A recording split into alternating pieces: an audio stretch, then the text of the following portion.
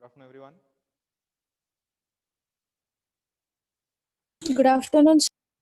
I think the experiment did not go that well the way I had planned it as far as tax management is concerned. So I'll try it once again. If it fails for the second time, then we have no other option but to, go ahead with the regular PPT format of how do we solve that particular problem.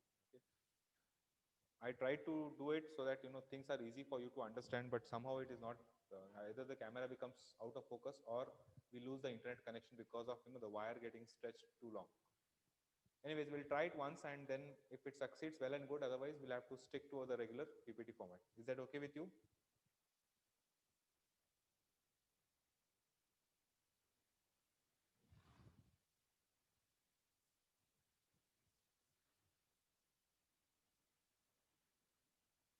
Are you there, all of you?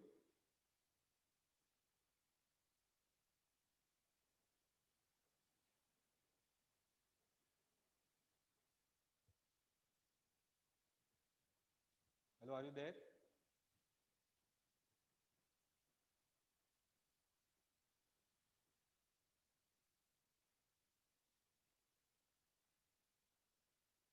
Can you see the screen?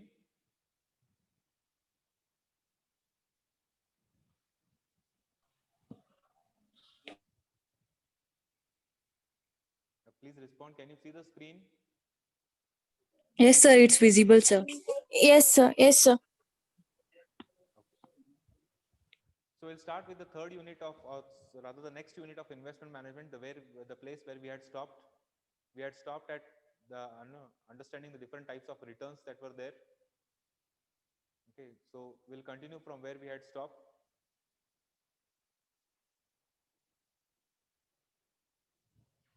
So we are discussing about means. We are discussing about the various, statistical measurements that are used as far as computation of returns are concerned. And one such commonly used measure or calculation which is commonly used to estimate return is the arithmetic return, okay, or the average, that's what we call it. Okay, so it's the most popular way to ascertain the mean or the average of a particular return. Okay, I think you have studied this particular formula. It is nothing but identifying all the means or all the returns of that particular year and then dividing it by the number of observations that you have. I'll just give you a simple example. Let us say that we have Nabiraj here who has invested certain sum of money in a mutual fund, and he has got a return of, say, he has got a return of around 10%, not 10%. He has got a return of around 2% in June, probably 2.5% in July, 1.5% in August, okay, 0.5% in September, 1.25% in in September, and he's expected to get around 2.2% in October. So in the last 4 months, if I ask you what is his average return, what do? You take the sum of all of it and you divide it by the number of observations that we have. This is how you calculate the arithmetic mean. Is that clear?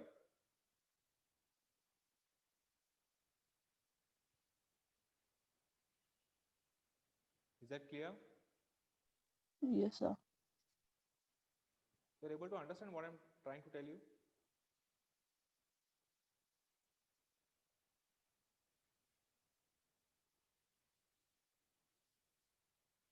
Are you able to understand what I'm trying to tell you?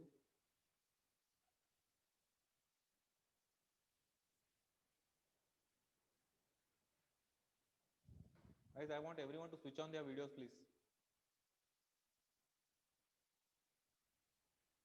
Except Nunali, nobody is responding. I want everyone to switch on their videos, please. Jasmina, you can log off. This is a finance class.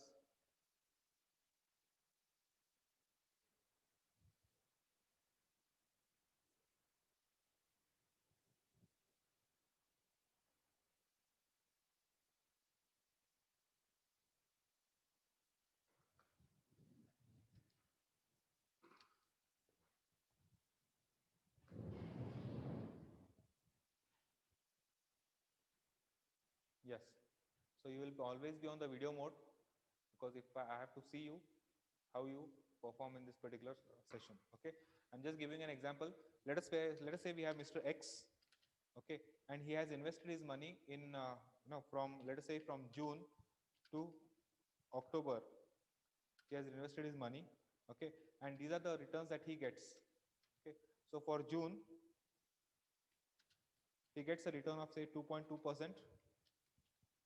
Okay, for July he gets a return of, let us say, 2.1%. Okay, then in August he gets a return of say around 3%, 3.1%. Okay, September he gets a return of around 4.5%. Okay, can you find out what is the average? Can you find out what is the average return that he has got in the last 4 months? So it's going to be 2.2 plus 2.1 plus 3.1 plus 4.5 divided by 4. Are you able to get it?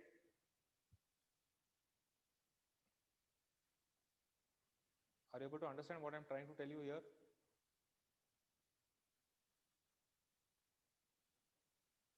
Yes, sir. Okay. So this is a very commonly used technique to find out what is the mean and average. Now let us proceed with the next part. This is what we call as the geometric progression. Okay. So in case of a geometric progression, first of all you need to know what is a geometric progression. Okay, or geometric mean, not progression but geometric mean. So geometric mean is nothing but it's a improved version of arithmetic mean, but the only difference is it is, it takes into consideration all the aspects.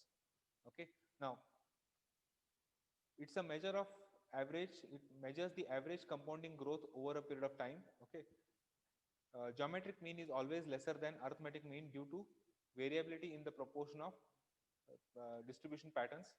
Okay, greater the variability, greater will be the difference. So this is the formula which establishes the relationship between this is a formula that gives you how do we compute the geometric mean. Okay, in my previous class, in my previous slide, I gave you an example that we had some 4 months and we had these returns 2.1%, then we had 2.2% or 2.4%, next we had 3.1%, and then we had 4.5%. These are the 4 returns that we had in the last slide that I just told you. And I also told you that if I have to calculate what is the arithmetic mean, what do I need to do? I need to just sum them. I need to just sum up all these. I will just have to sum up all these. Okay, and then I will be able to get what is my divided by the number of observations, that is n. Okay, so when I do this, whatever answer I get, that is nothing but that is my arithmetic mean. Okay, but on the other hand, if I have to calculate what is my geometric mean, how do I need to do? Geometric mean is equal to, okay, I have to do all these calculations. It is 1 plus 2.1%, right?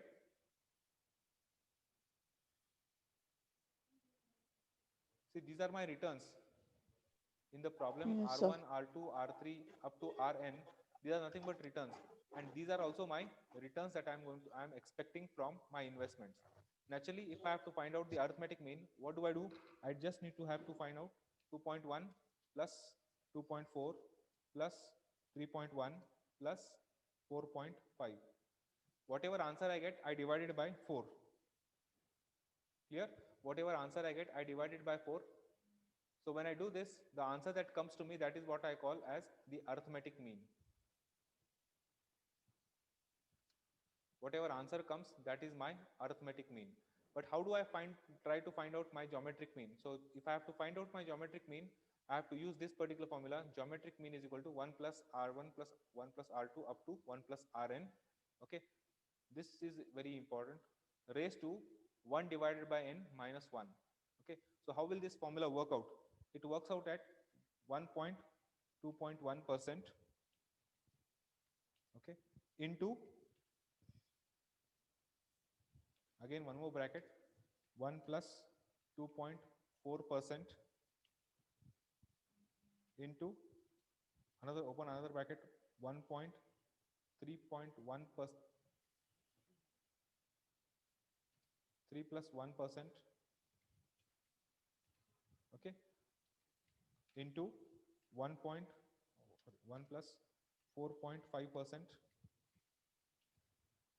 So when I do all this, okay, I have to complete this bracket. I have to complete this particular bracket.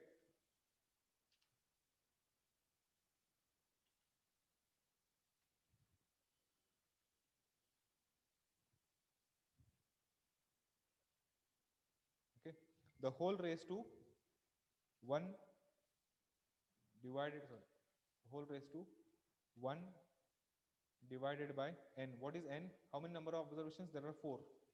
1 divided by 4, okay, minus 1. So when I do this particular calculations, the answer that I'm going to get, that is going to be my geometric mean. Now, why geometric mean important? See, if you take arithmetic mean, it just gives you the average. But try to understand one thing. Here you made some money, here you got some more extra money, but after that, there is a sudden increase, and then there is a sudden increase again. But let us suppose if I make 1 point here, instead of making 3.1, if I just make it 0.02, what will happen? Your returns from 2.4% all of a sudden are going to come to just 0.2%. So in such case, what is going to happen? You will lose a considerable amount of money in this particular phase. So if you lose considerable amount of money, okay, there is a distribution in your return that is going to happen. And to know this particular distribution, we have to calculate geometric mean. Okay, if I have to establish a relationship between what is a geometric mean and what is a arithmetic mean, okay, so I can mathematically prove it as 1 plus geometric mean, okay, raised to 2, okay, that is 1 plus geometric mean square is equal to 1 plus arithmetic mean square minus the standard deviation square, or this is nothing but your variance. Clear? So when I solve this, whatever answer I get through this particular answer, I am able to establish a relationship between geometric mean and arithmetic mean. Is that clear? Have you understood this? Next,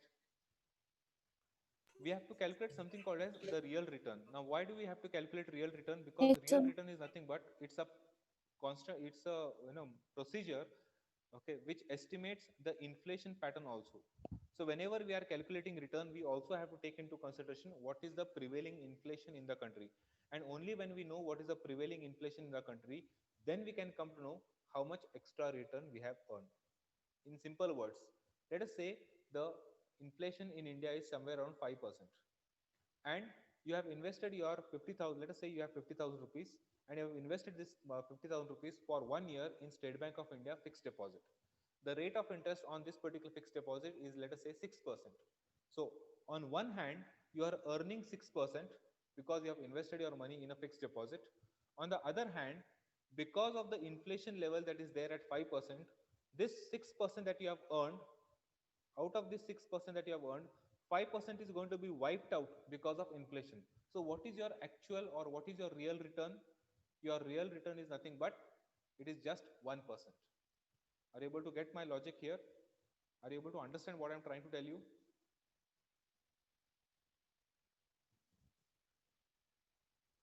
Are you able to understand what I'm trying to tell you here?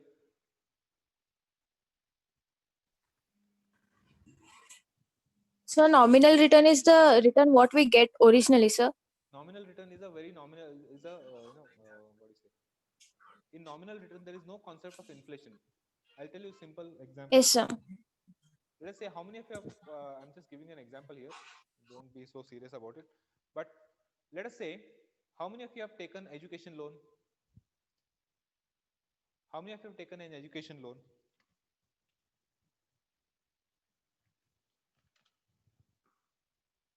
Yeah, there's nothing here. Okay, I can see some hands here. Okay, Swapnil has raised his hand. Yes, Swapnil?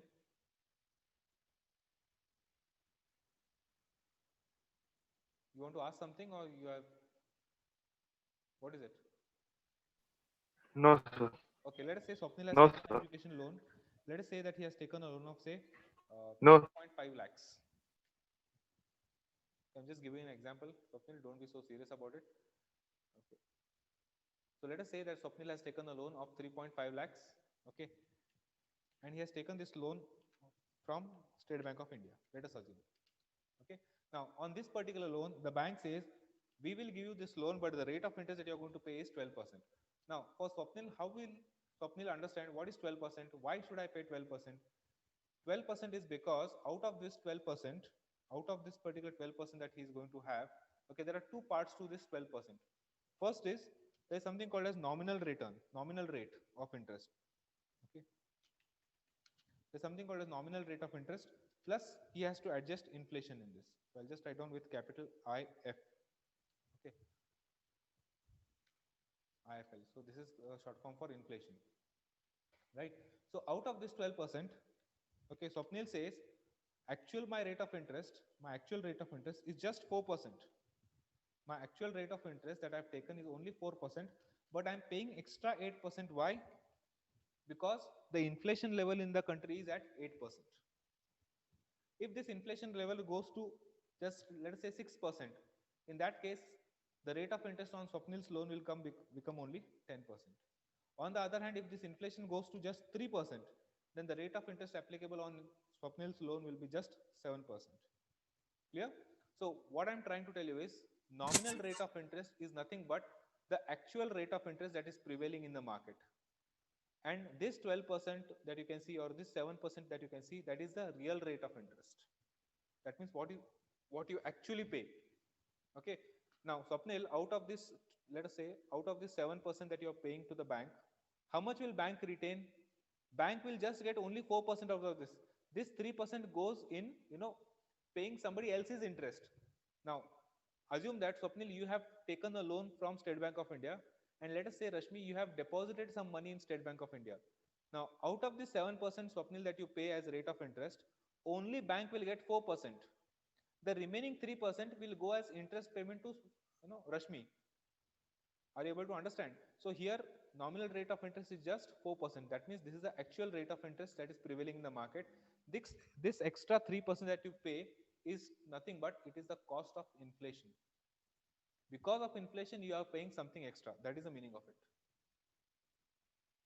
Getting the logic here?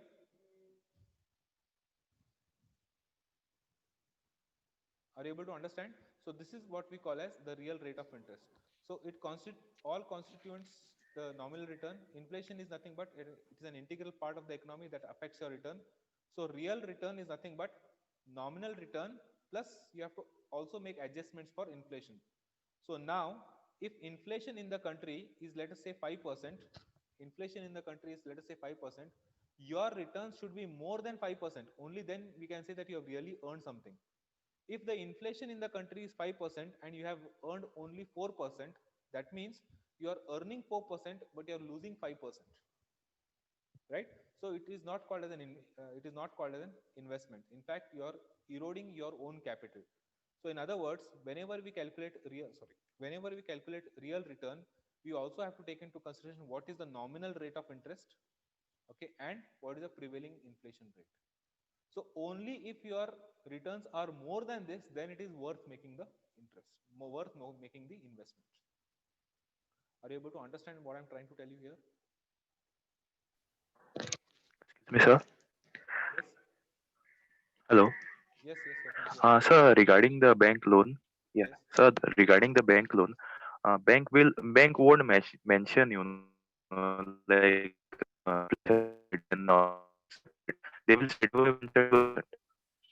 Your sound is not audible. It's cracking. Hello. Hello. Yes. So, when bank is mentioning interest rates, it will mention at 12%. It won't separately mention, 4% as nominal and No, they will 2% never as mention. inflation. It will directly mention the whole amount. Yes.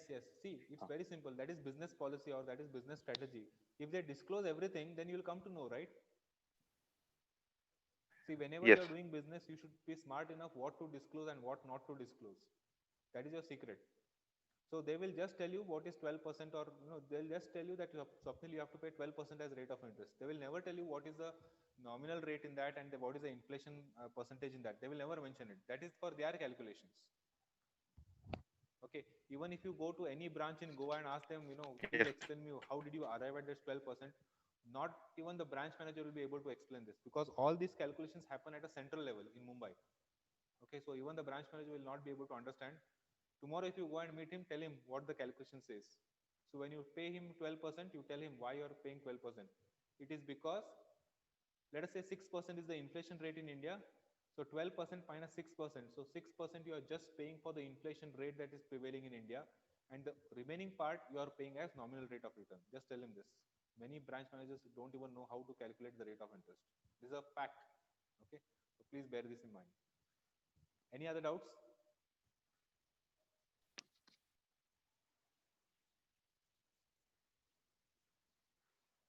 Any doubts in this?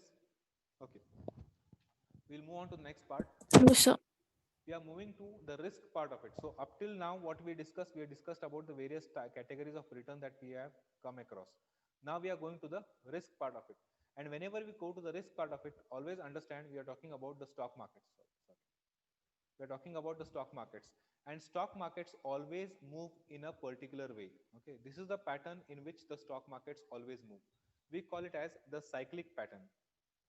Okay, we call this as a cyclic pattern, and I'm practically showing you, I will also practically show you how this cyclic pattern happens in the market. Okay, next.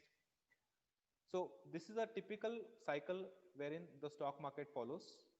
Not only stock market, even your life also goes through this particular phase. Every person in his life is going to have a bad patch. Every person in his life is going to have a very good patch.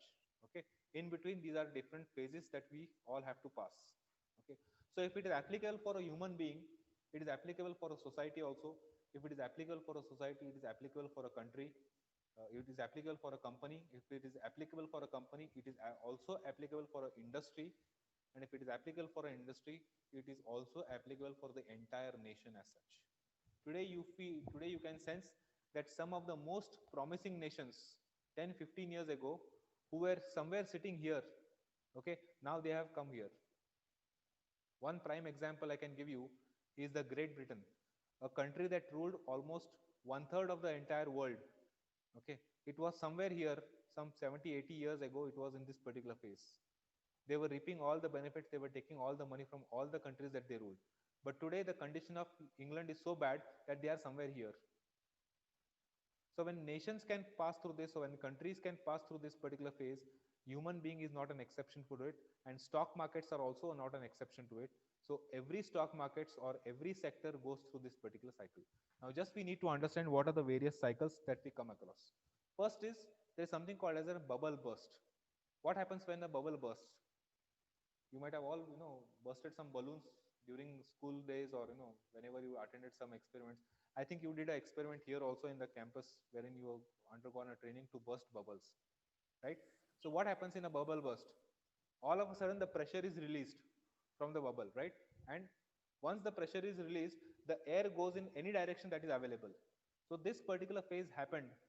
Okay, so this phase happened in 2008 crisis. 2008 world financial crisis, there was a bubble burst. And when there is a bubble burst, what happens? The entire stock market starts falling down across the world. This particular phase, okay, this phase downward trend that you can see, this particular phase is called as depression. Okay, this is a depression phase.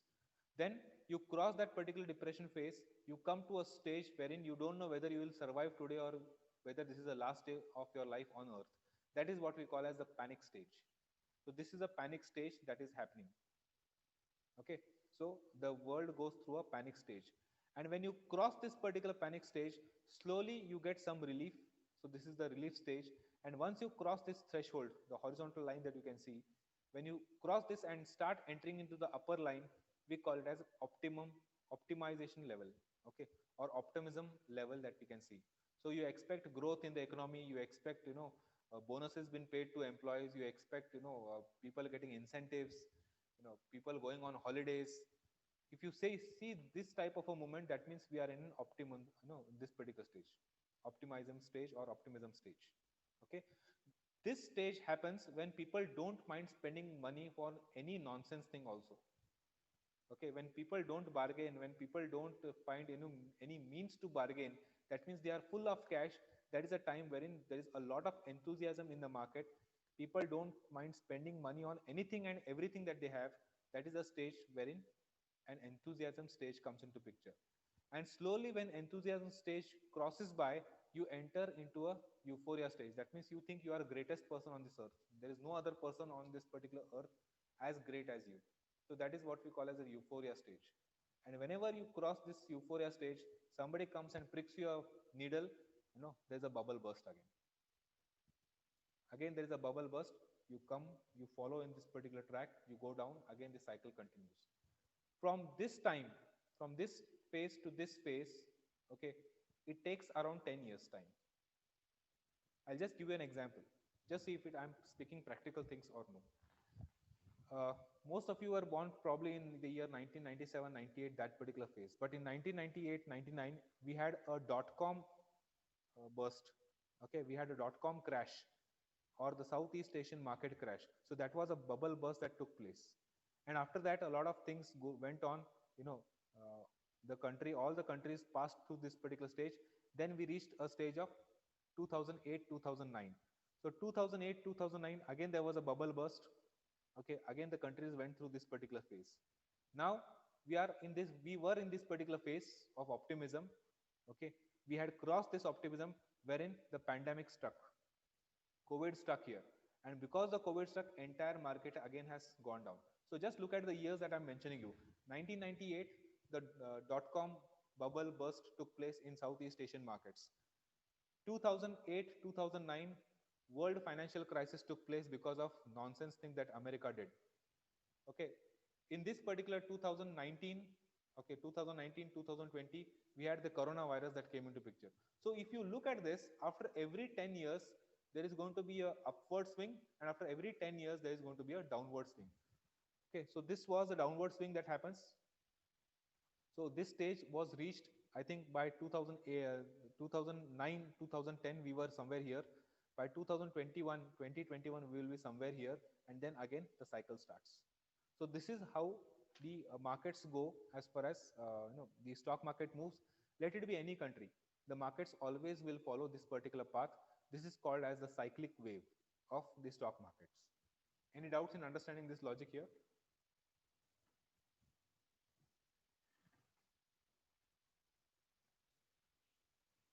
Any doubts in understanding this? No, sir. Okay. Now, since we are discussing risk, see, always when the market goes up, goes down, you lose. People tend to make money also. People tend to lose money also.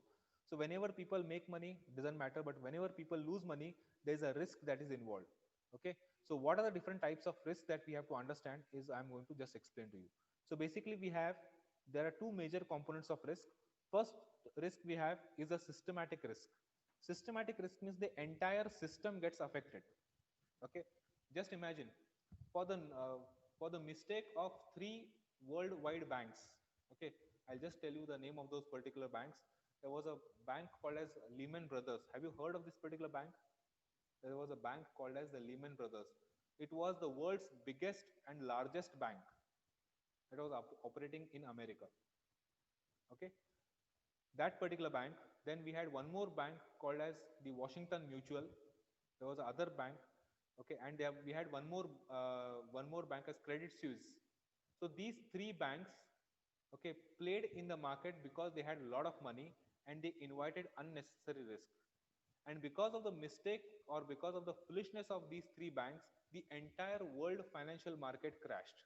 Now here, banks in India like ICICI Bank, okay, they also suffered. HDFC Bank in India suffered. Why? Because all the banks suffered, and as a result, you also suffer in this particular process. It is something like this. Suppose you are sitting in a class, okay, and 2 or 3 people in the class play some mischief, and because of the mischief that these 3 or 4 people play, the entire class gets punished. When such a situation happens, we call it as a systematic risk, because the entire system, the entire class gets affected by this.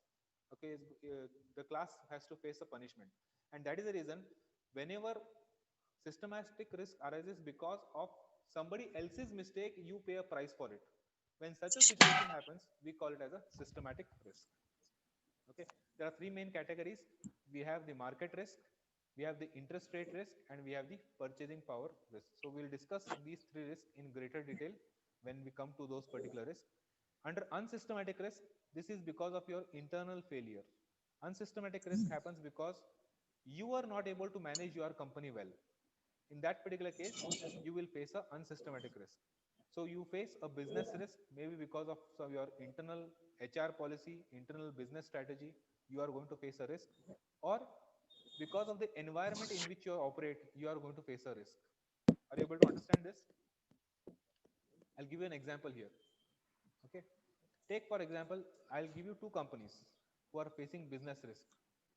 The name of one company is Idea Cellular. Heard of this particular company called as Idea Cellular? Today it is called as Vodafone Idea. Have you heard of this company called as Idea Cellular? Okay, Idea Cellular is a telecom company. It failed because of its internal process. Why? Because they did not manage their financial resources. They did not have a clear strategy. They did not feel that we should move something beyond 3G. They were happy only with 3G. When the entire world was moving with the fourth generation telecom operating, they were still stuck up with 2G and 3G. So they did not innovate, and because they did not innovate, they faced a problem. That is nothing but they lost business. So this was their internal risk. Okay. External risk happens because your competitor is doing something different and you are not able to do it. Okay, I'll tell you a case between Airtel and Jio. Now, Airtel did a very systematic investment as far as their infrastructure is concerned, but they did not invest in fiber optic technology. On the other hand, what Reliance did is they invested heavily on fiber optic technology. They did not focus more on investment, on physical infrastructure. They said, anyways, physical infrastructure, we can get it on lease, we can hire it. We will focus more on the fiber optic technology. And because of that, today Airtel is having a major problem because they invested in infrastructure, they did not invest in fiber optics. On the other hand, Reliance Jio invested in fiber optics, they did not invest much in infrastructure. So these two Sure. companies are facing the same risk because they are operating in the same industry. They are operating in the telecom industry. And as a result, Airtel is facing an external risk. Okay. Internal risk is right now being faced by Idea Cellular. Okay. And that is the reason this happens, because when your business strategy is not clear, you tend to face this particular risk. Financial risk happens because you are not able to manage your financial resources properly. Your interest payments are not correct, and that's the reason the problem that you face is a financial risk industry. Okay. Yeah. Any doubts in this, understanding this particular slide?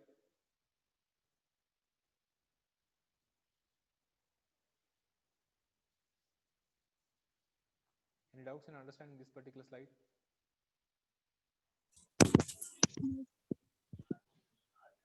No, sir. Okay.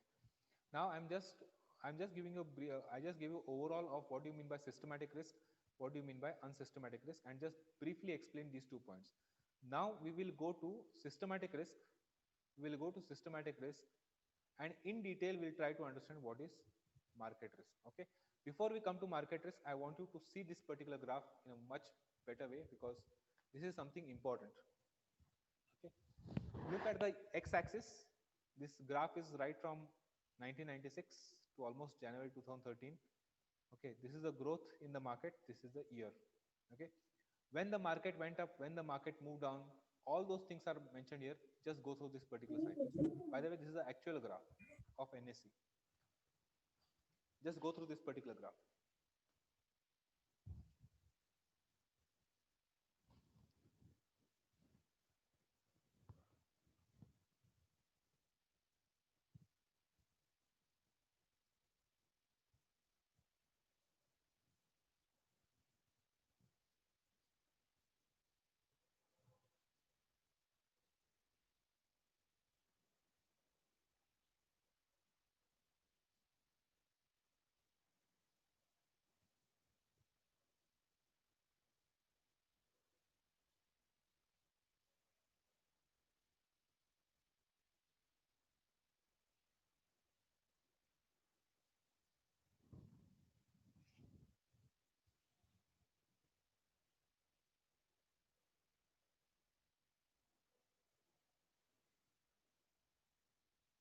Can you make out something?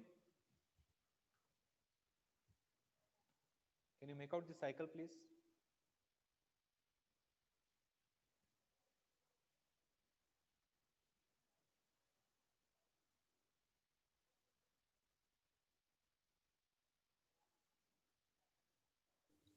So what is prices at LME crashed? What is that? Prices at LME crashed. LME stands for London Metal Exchange. Okay, sir. Okay, it's a exchange wherein you can exchange commodities. In India, we have MCX, Multi Commodity Exchange, wherein you can sell cotton, cotton, then you can sell wheat, maize, corn, oil, that is edible oil. All these things you can sell on commodity exchange. So like that, they have London Metal Exchange.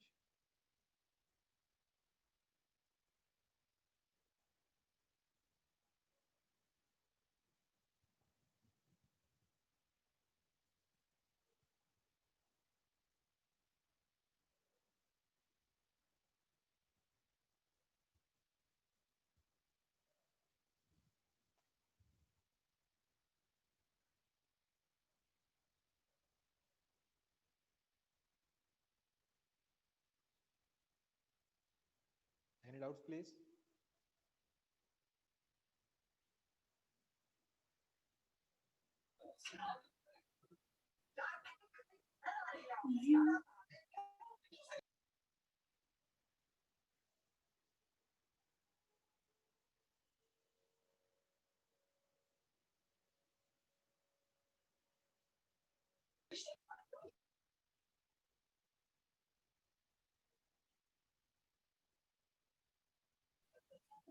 So this Pokhran blast US impose section, it is in the panic stage, sir. Then it will go to the See, you look at relief stage.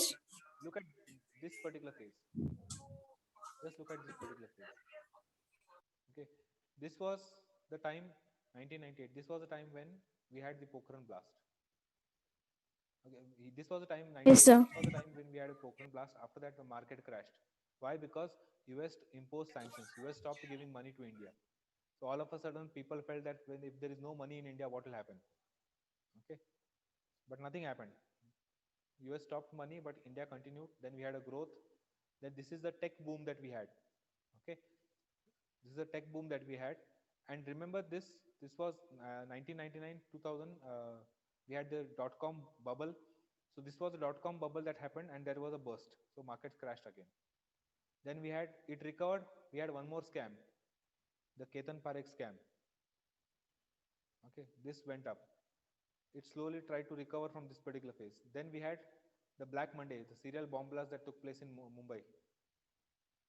Okay, then we had one more major problem. This was a major problem that was hit was when Federal Exchange reserve rates were increased. So when the US government increased the interest rates in their country, so all of a sudden foreigners who had invested their money into Indian markets all of a sudden withdrew their money and went back to America because the rate of interest in America was increased. So they took their money and said, we are able to earn the same return in our own country, so let us go back to our own country. And that is the reason no, this crash happened. After that, it continued. These are the phase wherein new IPOs were issued, new IPOs and new NFOs. NFO stands for new fund offers. Okay, and IPO is regular initial public offering. So this was that particular phase wherein all this thing took place. And then all of a sudden, look at the year. Look at this time. It was January 2008. Okay, it was January 2008, and then we had the world financial crisis. Look at the fall that happened. From this point, it came here. Okay, in between we had this Mumbai serial bomb blast that took place. Okay, so all the phases happened, and then there was recovery that was shown in Indian markets. Again, there was some major problem. Then again, the recovery phase. Now, if you ask me, where are we? We are somewhere here. We are somewhere in this particular area. Clear? So this is what I had to say as far as the market risk is concerned. By the way, I've just showed you a chart. I have not told you anything. I will tell you the explanation for this in the next class.